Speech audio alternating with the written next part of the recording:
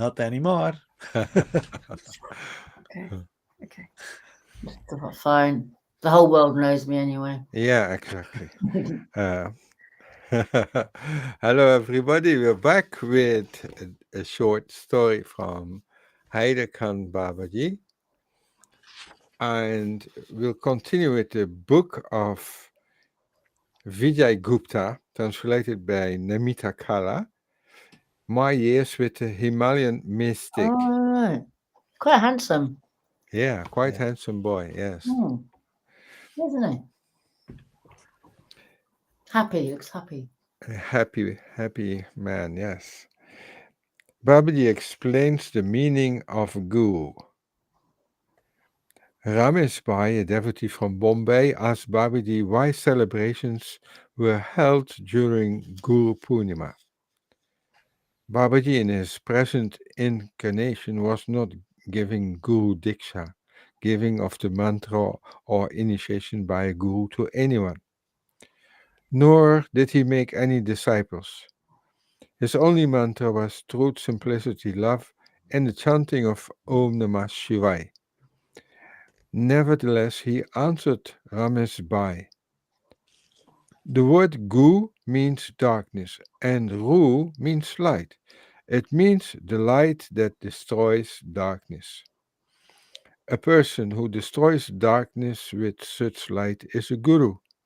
He teaches his disciples and monitors them. The disciple is the one who is tested by his guru. He makes the guru his master and offers him full devotion.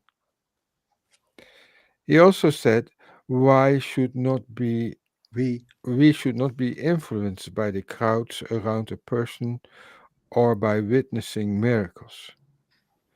We shouldn't choose gurus on such trivial premises. The full moon of Ashad month is called Guru Purnima. Ashad is July. On this day, the disciple worships his guru and follows his prayers with offerings." Babaji had explicated the concept of Guru Purnima so beautifully. His interpretation of Guru too held us spellbound. Rameshji was not the only one who gave him full attention. We all did.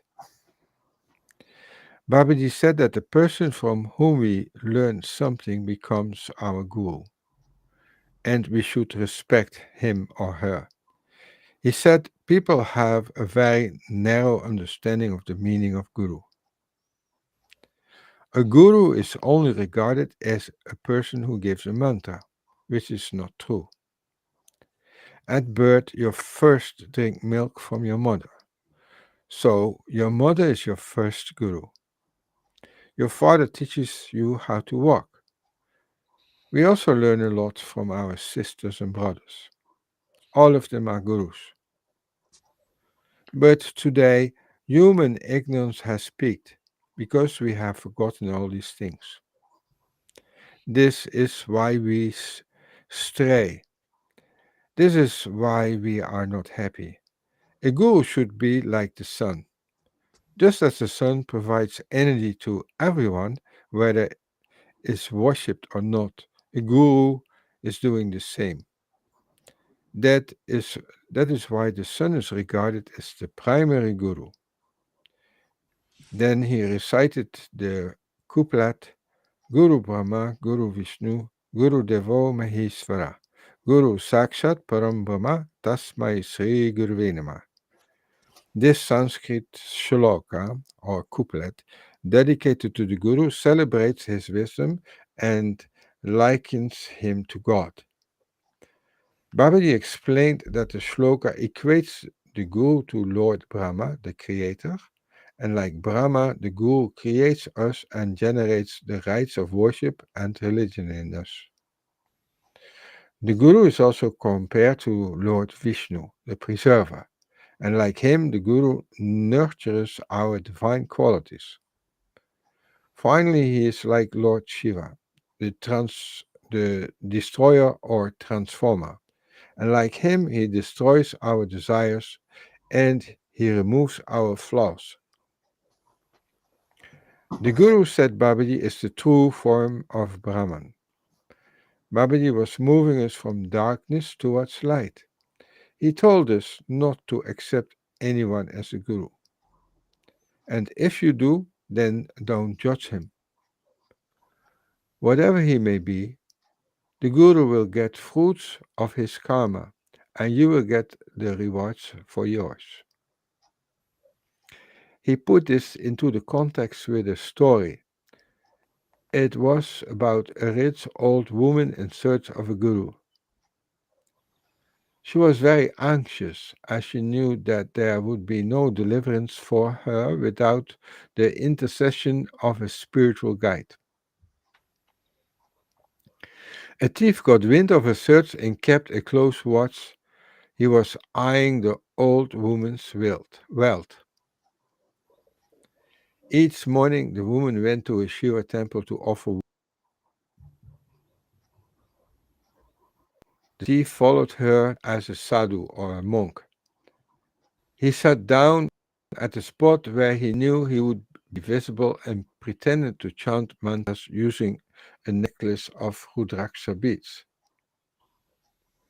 When the woman emerged from the temple's sanctuarium after making her offerings, she saw him and thought that God had blessed her with a guru in his own temple. Pleased, she approached him and said, I believe God has sent you to me. I request you to become my guru. The spurious monk pretended to refuse at first, but later agreed with a great show of reluctance. The old lady ushered him into her home respectfully and washed his feet, before performing an arati to welcome him. She was ready to do anything to promote her newfound guru happiness. The thief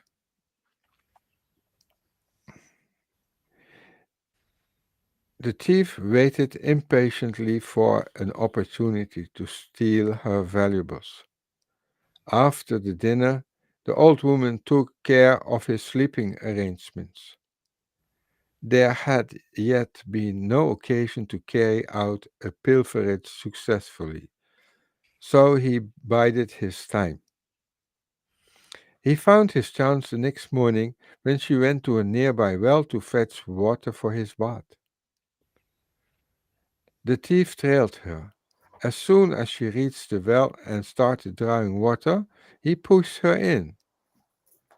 The woman had her back towards him and did not know who had pushed her. She screamed, crying out, Guruji, help, help! The thief ignored her cries, walked back to her house, tied all her valuables in a bundle, and decamped. God, watching the entire proceedings, decided that though the old woman had made a mistake in selecting a guru, she had not erred in her strength of purpose. There had been no lack of reverence in her devotion. He blinded the thief and forced him back to the well where the woman still was praying for a guru to come to her rescue. Carrying her bundled wealth on his head and now blinded, the thief heard the cries of the old lady and felt deeply ashamed.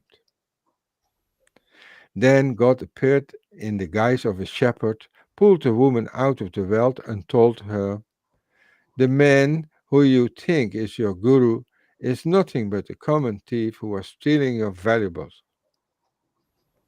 The old woman obviously did not realize that the shepherd was God. And she said, I have surrendered all to my guru. The wealth belongs to him. He is free to take it. Why are you to come between my guru and me? God tried to reason with her, but she paid no heed. Her entire focus was now on her guru. She had finally noticed that he had gone blind. Guruji, what has happened to your eyes? They were fine earlier. She began to wail. After a bit, she turned to the shepherd and said, I don't know who you are, but I know that you are no ordinary person. I pray to you, cure my guru eyes. God was impressed. Though she had not chosen wisely, her reverence for the guru remained unchanged after she had discovered he was a thief. Once she accepted him as her guru, she remained constant. The Lord assumed his original form and said, Tathastu, as you wish it shall be, and restored the thief's sight. The old woman then touched her guru's feet and said, If you had not shown your lila, I would not have God's darshan. I am blessed to have you. Babaji concluded with the moral of the story, do not judge a person after you made him your guru. Every word that Babaji uttered was like nectar to us. He did not speak much, but when he did, his words had a magic about them. A short time later, Babaji went back to his room. I kept pondering over the tale he had told us long after he retired. It touched my soul. You're live, Hippie. Live on air. Say hi to Hippie. Ah, what a nice cat. She's nearly 17. 17. Okay. You're on Blessed. live, Hippie. That's a very blessed cat. 17 years. She's a And now she's listening to the stories of Babaji. Yeah, she just woke Yeah. up. So, No, yeah. fantastic.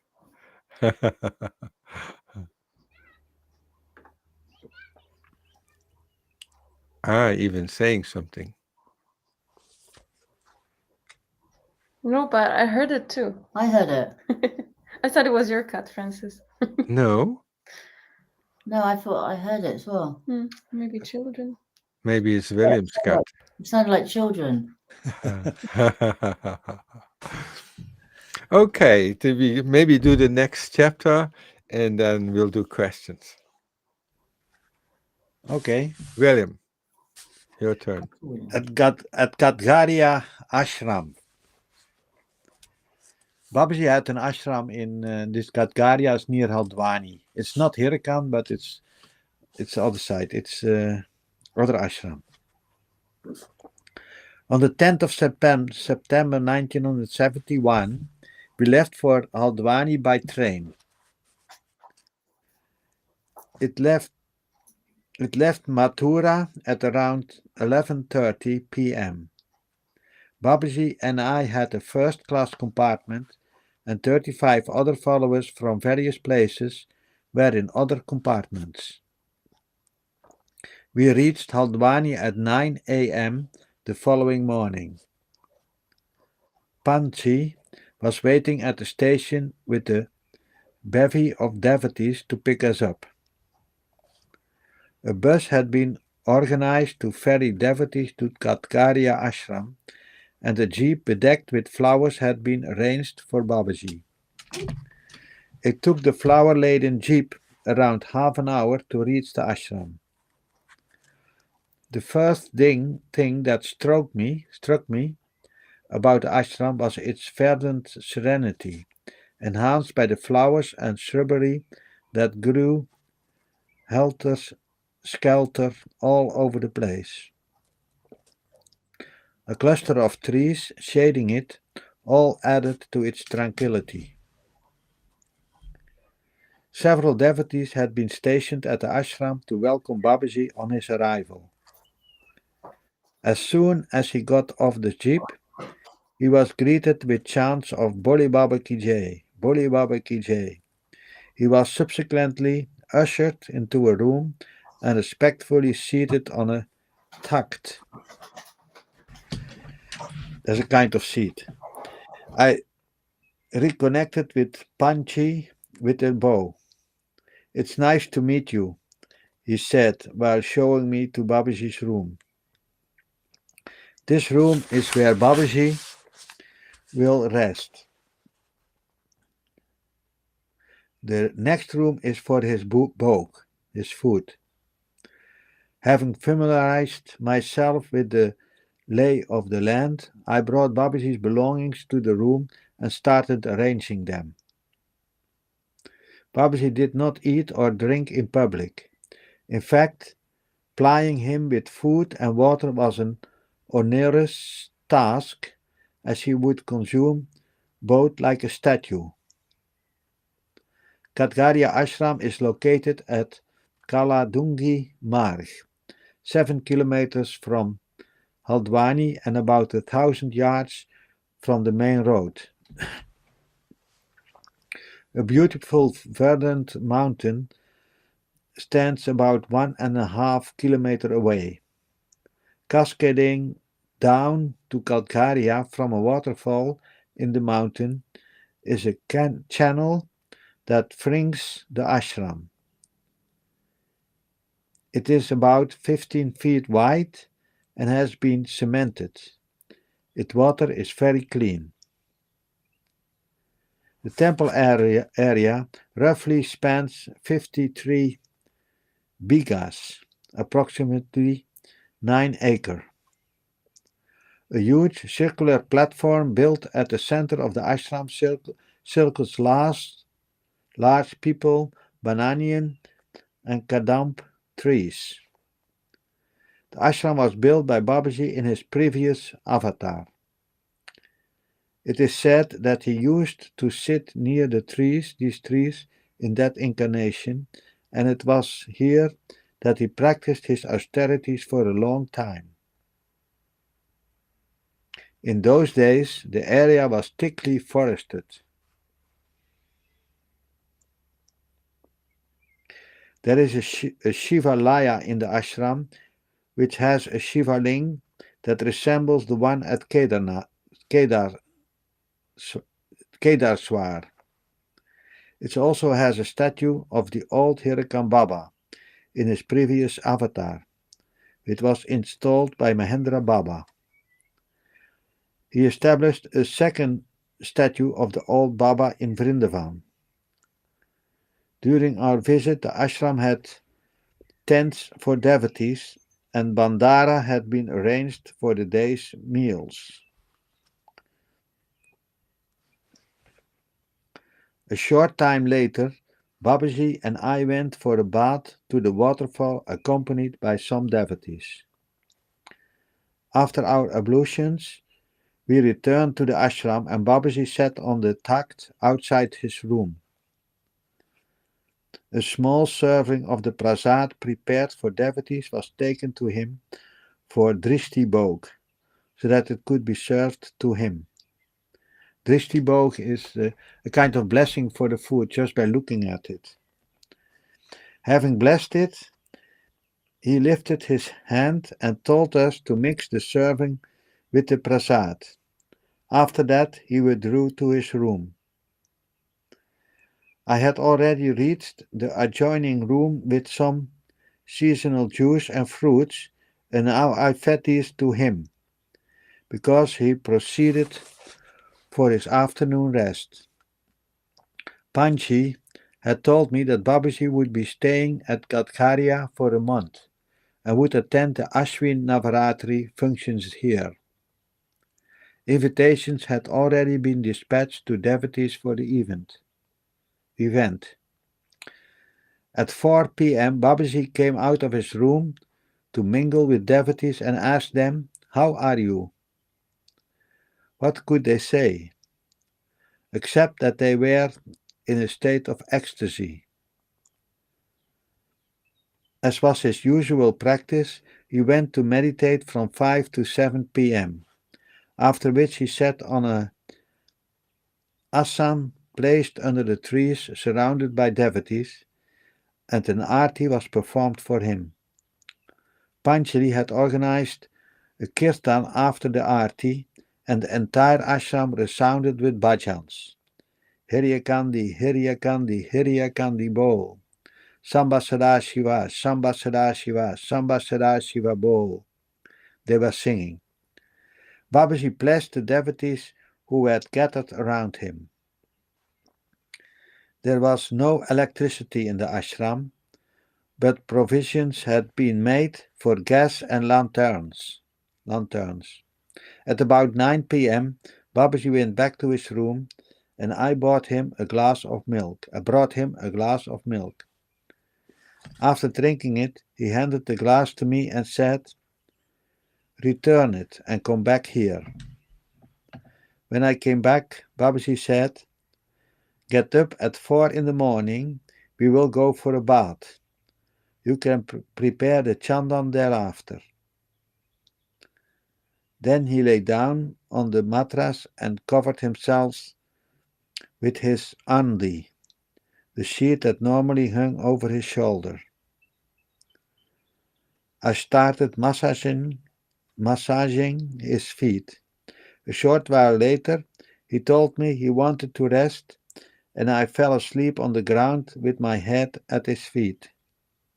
I slept fitfully because I was in a state of nervous anxiety. The flame of the Akant Jyot, eternal flame, burned dimly in the room. Babaji shook my head gently at 4 a.m.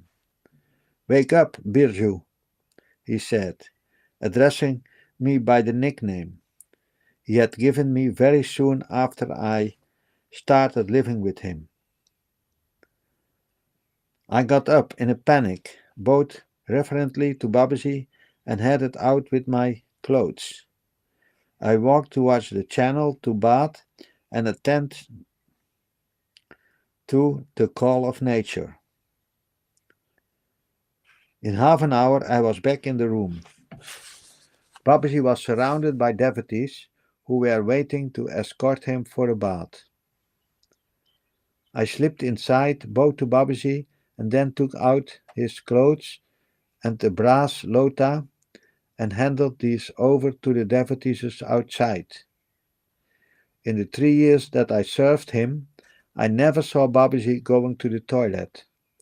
He always went directly for a bath. All the devotees who kept him company were aware of this. Once he left, I cleaned the room, ground the chandan, and prepared everything. The Lord Chandan was prepared by mixing it with kumkum, camphor, saffron, etc. Babaji came back to the room while the devotees waited outside. I took out a comb and gently combed his hair. He applied some chandan on his forehead and then applied some on me. He did the same for the others as they went up to him one by one. They touched his feet and left to meditate. Early morning blessings from Babaji were highly prized. Devotees would get ready at 3 in the morning and sit outside Babaji's room to receive his blessings before they got busy with their day-to-day tasks. Babaji would then spend the next couple of hours in meditation. I would utilize this time to wash his clothes and heat milk for him. At around 8 a.m., I would offer the milk to Babaji. He would barely drink half a glass. The remainder would be distributed to devotees as prasad. Prasad milk was like leftover nectar from Babaji. As news of Babaji Hirakan's experience began to spread, a fair number of devotees began to descend on Kadgaria Dham from various places. Babaji would emerge from his room at 9 a.m., give darshan to devotees, then go to the circular platform under the trees, where devotees would anoint his feet with water and milk. This would be followed by an arti and a kirtan. At 11 a.m., he would retire to his room and prasad would be distributed to the devotees. After resting, Babaji would come out again at 3 p.m. and participate in the activities for the remainder of the day. Woman devotees were particularly struck when they first beheld Babaji's beautiful visage. They considered themselves blessed and would keep marveling over the way his form kept changing from moment to moment. Some of them declared that they had discovered the meaning of happiness in his presence. Each day I blessed the good fortune which had given me the opportunity to serve the Lord.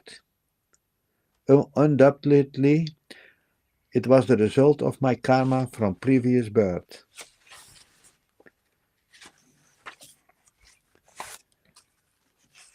This was chapter 23.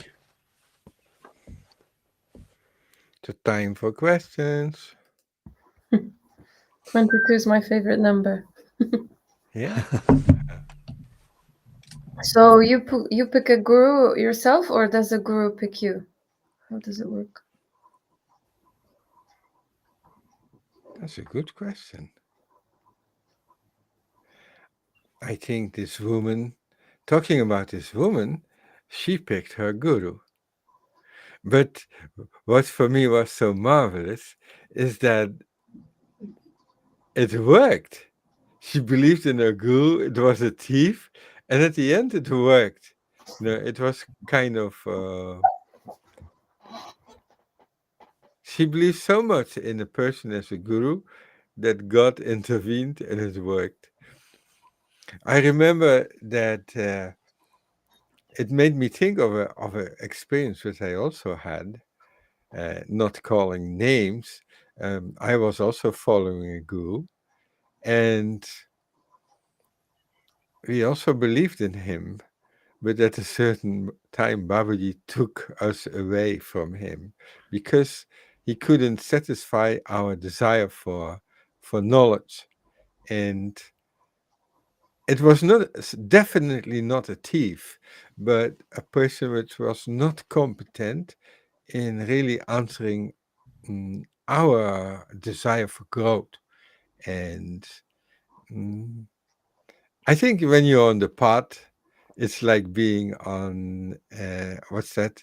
This kind of slizgavka. What's that in English? A slide. Slope. A slide, yes. You're on a slide, a zoop, and then you go happily down.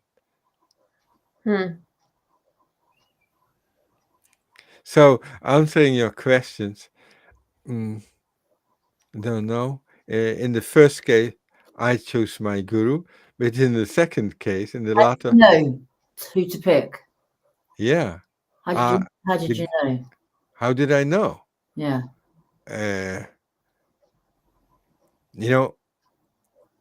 I picked my guru, but he didn't probably want to be my guru. And then Babaji picked me away from this guru, and then it was good. And why did I pick him as a guru? His disciples taught me meditation, and the meditation was helping me a lot in feeling happy and healthy. And then I thought, it is my guru, it's naturally. And I started following him, working for him. But at a certain moment, it all didn't work anymore. And then Babaji took me away there. And then something like with this lady, this guru which I had wasn't a thief, but for some reason he couldn't fulfill my ambitions or desires for knowledge. And the second one did. It was I chose a guru first. I believed in him, and at the end, Babaji intervened, and he chose me probably. I guess it must just feel natural, like it feels right. Yeah, it must feel right. What was it like for you, William? How did you just come across Babaji? I was about the same way. Were you in a bad place before you picked your guru, or were you in a good place?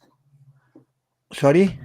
Were you in a bad place, like in a bad head or a bad state? No, I was not in a really bad place. I was first year of my college, and then there was a poster with a lecture on meditation and a poster. And then I went there and then I met, at that place, I met an old friend. He was 2 years older than me. And he said, "Oh, well, I started this meditation. It's very good. You can do also." So I hesitated long, but then I started the meditation and I had very good experience with it. It changed my life in the beginning. And so I became even a teacher, etc. And then, at a certain time, at the same time with Francis, we got in a kind of, how you call it? Misunderstanding with this movement. And then we met Babaji. And then it was a complete different energy. It was more light. It was the energy which I experienced in meditation. So I recognized Babaji from energy which I had in my meditation. Somehow there was a connection. And from there, it went on.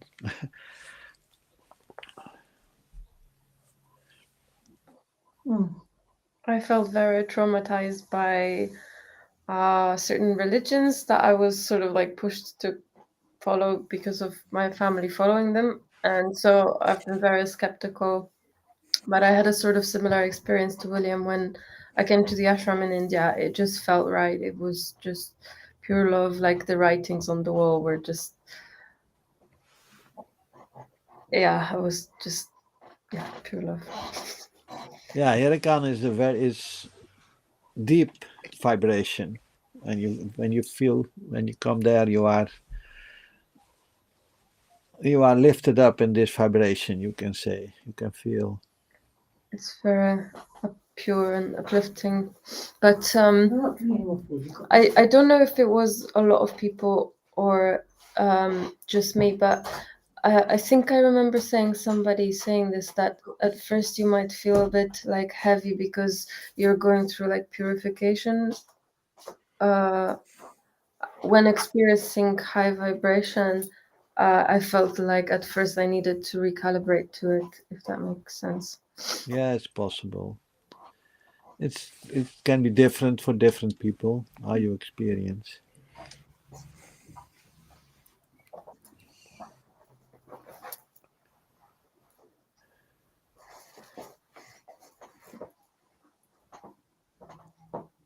Yeah. If you go on a mountain, then you can have periods that you walk very easy, and there can periods that are a lot of blocks. You have to climb and go down, and it's more hard to walk up the mountain, but still you are walking up the mountain.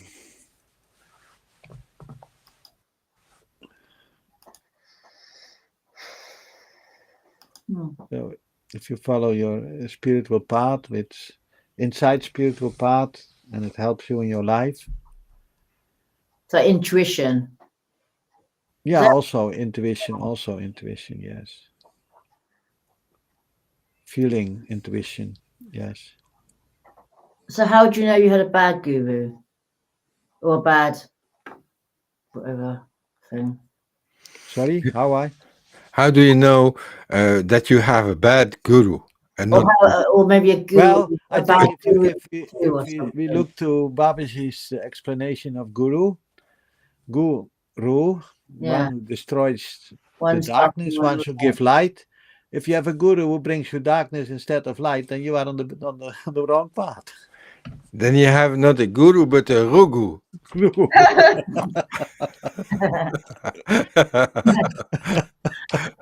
Cool. Really good. I didn't know that's what it means. Dark and light. I knew that. You did? I did.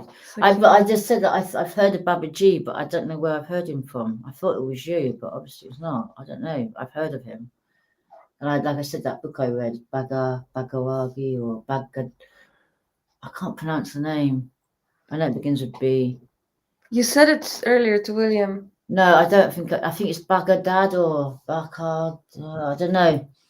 Can't remember his name, but I remember reading it many years ago. Bhagavan. Bhagavan. Nie Bhagavan. Something like that. Yeah. Bhagavan. Zagadatta or something. I just call him Bobby because I can't pronounce his name. But yeah, I read his book many, many years ago. Hmm. And there was this situation. This woman, this really, really stunning woman, was asked out by this man, and she said, "Ask me in 7 days? I don't know. It's either 7 days or 7 weeks. Ask me again in 7 weeks. If you still want to go out with me, I'll go out with you." 7 lifetimes. I think in some ways, right?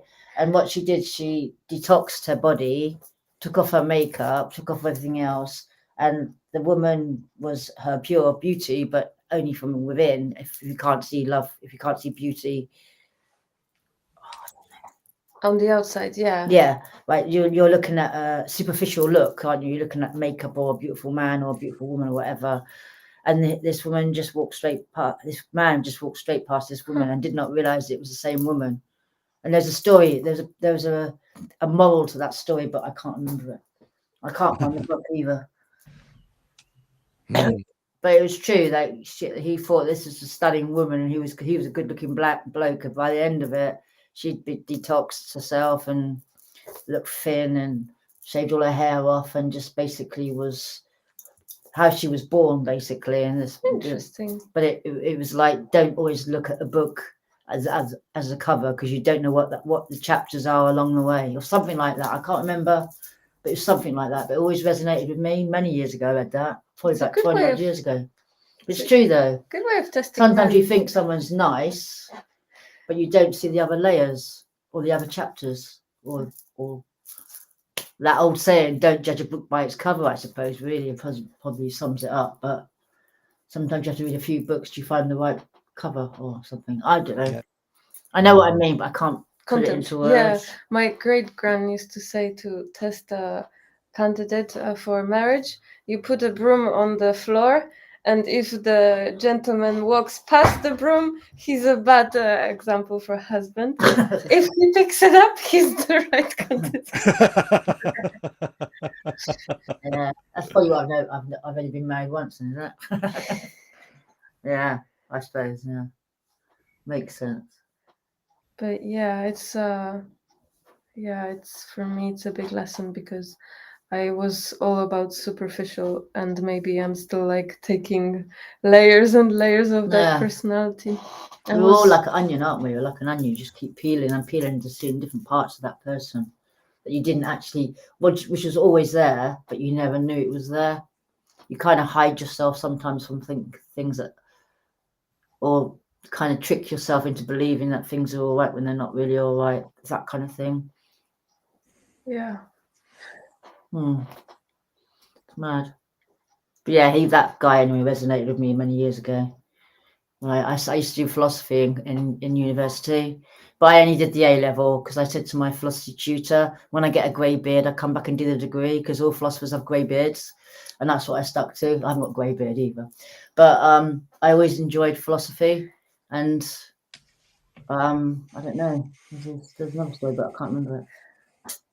But yeah, the idea with Babaji is, because he incarnated like 30 years ago, 20. 74. Now that's 50 years ago. oh my God. Yes? Yeah, 84? 70. So that's how many years ago? He is literally ageless. 54. Yeah, 40. 54. Yeah. 54 years ago. 54, yeah. Yeah, he's little ages, yes. And I said, how come nobody knew about it? Like, Jesus was so popular, but maybe when Jesus was there, no, he wasn't on the national news either. It was more sort of private and local. And these are the sort of stories that are just passed on, like from person to person, kind of. And then Francis M. William had said that he didn't want to be like popular. He wanted the right people to find. Yeah, there will come a story soon that Babaji is had to come for the judgment, for the judge about the land there in Katgaria. And then a great number of people were following him and were were all kinds of questions about how old are you, etc. And he said a few 100 years old, like this. But So, so this How project will did he come next evolve? time, I think. Yeah.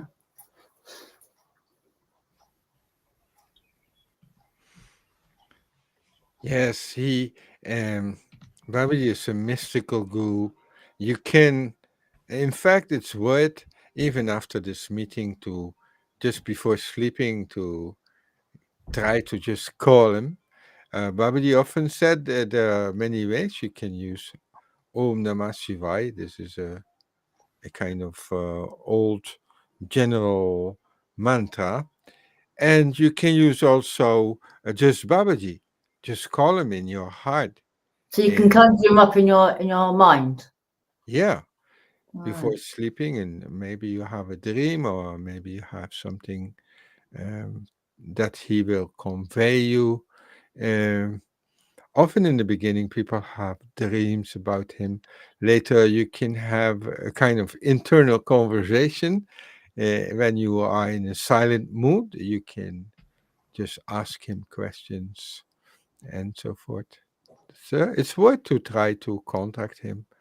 Um, Also, Ilona can teach you this mantra Om Namah Shivaya. It's a way to call him, especially his more eternal form. Does he always listen though, or do you not listen? Is it he I doesn't think listen or you he don't? knows everything. Many devotees had this very incredible experiences. He would know everything about you without you telling anything about yourself. Yeah, they said they felt naked standing before him. He knew all their thoughts, even before they were thinking them. Exposed, aren't you? Yeah. And he knew your father and your mother. He knew your future. Oh, wow. So sometimes people were scared of him because he saw right through you. there's no hiding.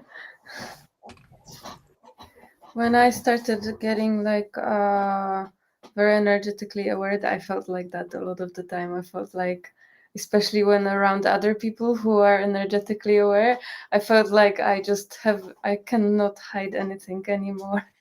There's no point trying. No. But maybe we have habits as human beings. Hmm.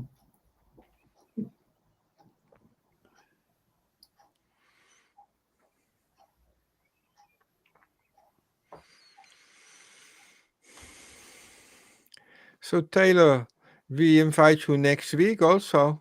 Welcome. Maybe. Yeah, if you like. Maybe. I need to get the book and read up about it a bit more first. So I like to read up about him more. Yeah, I like to do research. When I learn things, I like to do my research and stuff. Because very I'm good. quite skeptical. I'm not atheist. I'm not angonos, whatever it is. I'm not anything. I think when you're ready to choose something, it will choose you. I've always believed in karma. Mm, And so whatever my end destiny is whatever it is. But I've always believed we've been here many, many times. Otherwise, what's the point of life if we've got to die and that's the end of it? There's got to be more to it, isn't there? You know what I mean? exactly. I've always believed in reincarnation. Mm, And you meet some people that you just know them. mm, You know so much about them, but how would you know that about them unless you've met them before? It's kind of a weird thing, I find, like deja vu kind of thing, but it's not. So yeah, I am quite skeptical. But you've made me think about things, yeah, definitely. Maybe I'll see.